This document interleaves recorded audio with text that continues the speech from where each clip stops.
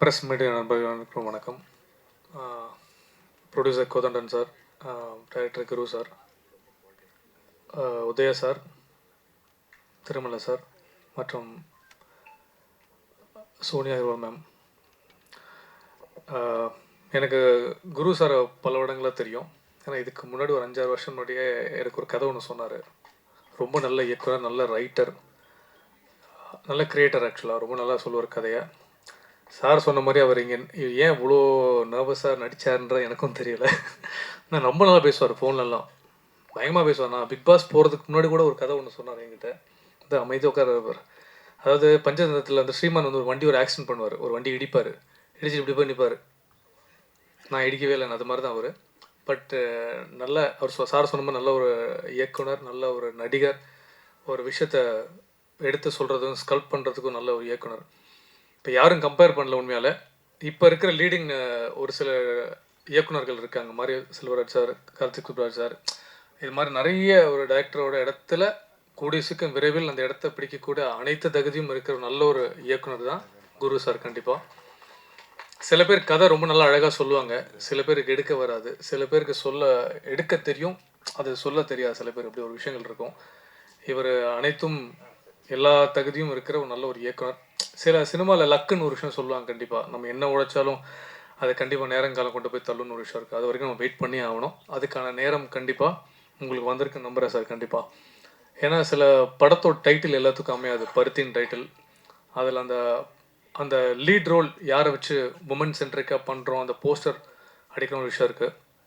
இன்றைக்கும் சோனியா மேமை பார்த்தாலும் எனக்கு அந்த நான் இப்போ தான் நேரில் பார்க்குறேன், அதே மாதிரி தான் இருக்காங்க, கொஞ்சம் மெச்சோர்டாக. அந்த 7Gயோட அந்த பாட்டு தான் கண்ணில் இன்னும் நிற்குது. அது ஆக்சுவலாக அதை அழிக்க முடியாத ஒரு விஷயம். உண்மையாலே இந்த படம் வந்து இதில் சார்ந்த மியூசிக் டைரக்டர்ஸ் எல்லாருக்குமே ஒரு நல்ல ஒரு ப்ளஸ்ஸாக அமையணும். ப்ரொடியூசருக்கு போட்ட காசு கண்டிப்பாக வரும். இன்னைக்கு சின்ன படம் பெரிய படம் கண்டிப்பாக கிடையாது. அதை கொண்டு போய் சேர்க்குற ப்ரெஸ் அண்ட் மீடியா உங்ககிட்ட மட்டும்தான் இருக்குது. நீங்கள் இல்லாமல் நான் இல்லை, நீங்கள் இல்லாமல் யாருமே சத்தியமாக கிடையாது. ஸோ நீங்கள் சப்போர்ட் பண்ணுங்கள். வாய்ப்பளித்து நன்றி. அன்பேஷும். தேங்க்யூ. வணக்கம். கம்ப்ளீட்லி ஒரு யூனிக்கான எக்ஸ்பீரியன்ஸ். ஏன்னா ஃபர்ஸ்ட் டைம் டார்க் மேக்கப் பண்ணியிருக்கேன். அண்ட் என்னோடய ஃபர்ஸ்ட் கொஸ்டின் கேட்கும்போது, ஸ்டோரி கேட்கும்போது was to Guru director that நீங்கள் ஈஸியாக இங்கேருந்து யாராவது சூஸ் பண்ணலாம், இதுக்கு எனக்கு வச்சு பண்ணும். அவங்க சொன்னாங்க, இல்லை உங்கள் அந்த ஒரு எக்ஸ்ப்ரெஷன்ஸ், அந்த சிம்பத்தி அண்ட் இன்னோசன்ஸ் வேணும் மேம், நீங்கள் தான் பண்ண முடியும். சரி, அவங்க அவ்வளோ கான்ஃபிடெண்ட்டாக இருக்காங்க, நான் தான் பண்ணோன்னா you feel good as an artist when the director has that confidence in you. And அதை தான் I was happy to be part of this film, and thank you for showing me that confidence, and thank you for bringing out the work that you wanted, and I hope you all like it. And thank you everyone over here for all your kind words and love. Thank you media for being here. Do support us, do give us your love always, as always. Thank you so much. இது சங்க பேச்சு கிடையாது, விழாவிற்கான பேச்சு. நன்றி. Thank you எங்கள் junior Saroja Devi Kavitha அவர்களே.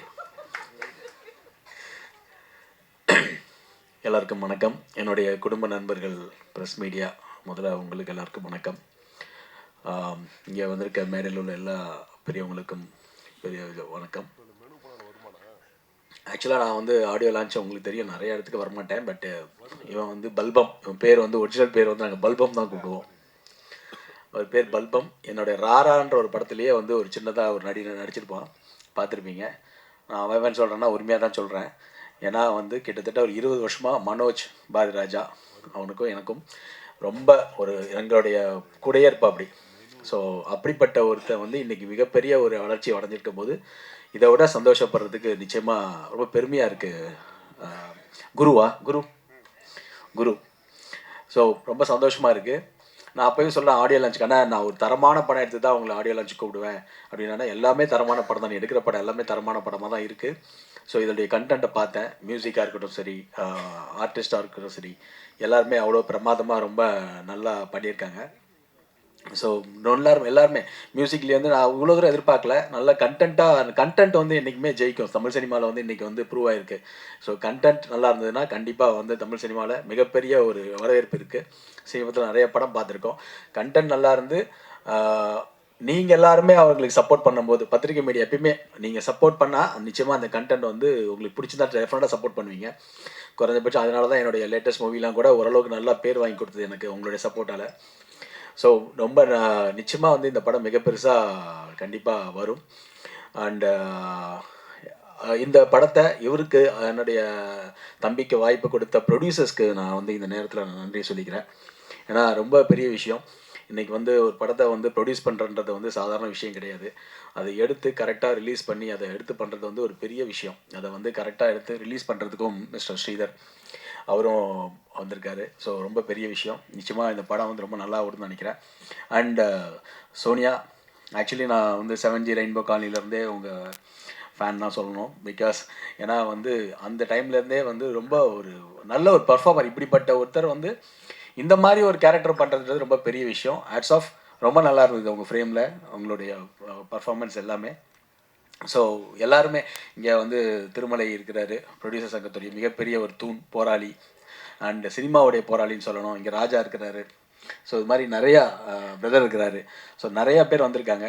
இங்கே வந்து ப்ரொடியூசர் கவுன்சில்லாம் நம்ம வந்து பேசுகிற மாதிரிலாம் இல்லை. ஏன்னா ப்ரொடியூசர் கவுன்சில் ஆட்டோமேட்டிக்காக தானாக தான் எலெக்ஷன் எல்லாம் பேசிகிட்டு இருக்காங்க. ஸோ நிச்சயமாக வந்து ஒரு நல்ல ஒரு விஷயம் நடக்கும் தமிழ் சினிமாவுக்கு நான் நம்புகிறேன். ஏன்னா வந்து சினிமாவை தவிர வந்து எங்களுக்கு வேறு எதுவுமே தெரியாது. அதுதான் எங்களுடைய லைஃபு. ஸோ பல்பம், உன்னை பல்பனே நான் கூப்பிட்றேன்.